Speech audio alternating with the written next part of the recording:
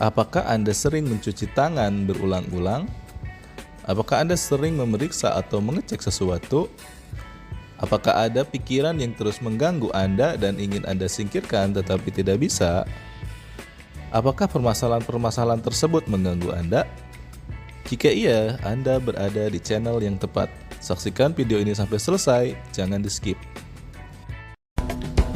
Assalamualaikum warahmatullahi wabarakatuh. Hai, saya Rohadi Saputra dari Belajar Ilmu Psikologi.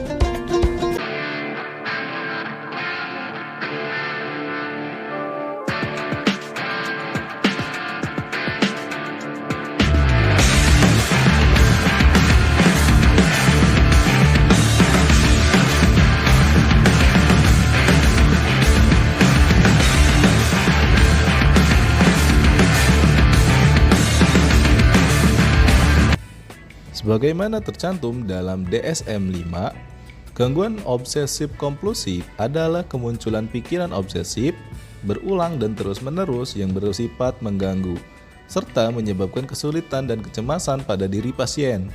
Pasien yang mengalami hal ini umumnya akan berupaya untuk mengabaikan atau menekan obsesi, misalnya dengan menghindari pemicu atau menekan pikiran secara sadar, atau berupaya menetralisir dengan pikiran atau tindakan, diantaranya dengan melakukan perilaku kompulsif. Pikiran obsesif dan perilaku kompulsif pada sebagian besar pasien muncul sebagai suatu rangkaian sehingga gangguan ini disebut sebagai gangguan obsesif kompulsif. OCD biasanya merupakan kondisi seumur hidup atau kronis. Setiap gejalanya bisa datang dan pergi seiring berjalannya waktu. Setiap orang mengalami obsesi dan kompulsi di beberapa titik. Misalnya, sesekali memeriksa ulang kompor atau kuncinya adalah hal yang biasa. Obsesi pada OCD tidak diinginkan dan orang dengan OCD tidak suka melakukan perilaku kompulsif. Gejala utama OCD adalah obsesi dan kompulsi yang mengganggu aktivitas normal. Misalnya, gejala ini mungkin sering menghalangi seseorang untuk bekerja tepat waktu, atau mungkin kesulitan bersiap-siap untuk tidur dalam waktu yang wajar. Kamu mungkin tahu bahwa gejala ini bermasalah tetapi tidak dapat menghentikannya.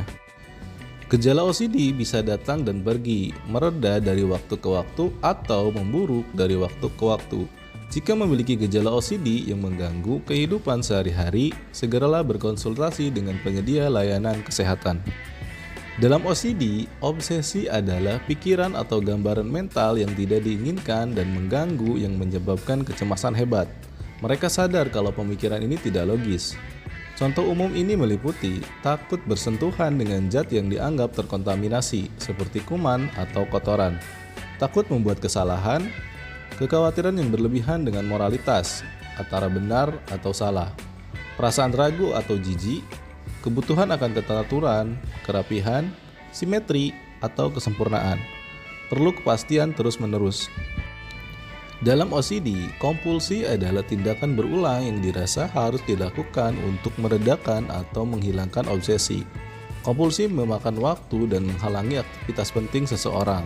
Contohnya, mengatur hal-hal dan cara yang sangat spesifik seperti item untuk meja rias, mandi, membersihkan atau mencuci tangan berulang-ulang, mengumpulkan atau menimbun barang yang tidak memiliki nilai pribadi atau keuangan, berulang kali memeriksa benda-benda seperti kunci, saklar, dan pintu, terus-menerus memeriksa bahwa kamu tidak membahayakan seseorang, terus-menerus mencari kepastian. Ritual yang berkaitan dengan angka seperti berhitung, melakukan tugas beberapa kali, atau terlalu memilih atau menghindari angka tertentu. Mengucapkan kata atau doa tertentu saat melakukan tugas yang tidak berhubungan. Kompulsi juga dapat mencakup menghindari situasi yang memicu obsesi. Salah satu contohnya adalah menolak berjabat tangan atau menyentuh benda yang sering disengaja orang seperti gagang pintu. Mengacu pada rekomendasi National Institute for Health and Care, intervensi psikologis utama untuk gangguan obsesif kompulsif adalah CBT dengan Exposure and Response Prevention atau IRV. Tetapi kognisi saja dapat dilakukan tanpa IRV pada pasien dengan pertimbangan tertentu. CBT adalah intervensi psikologis yang didasarkan pada gagasan bahwa apa yang kita rasakan dipengaruhi oleh pikiran atau kognisi, dan keyakinan kita dan oleh cara kita berperilaku.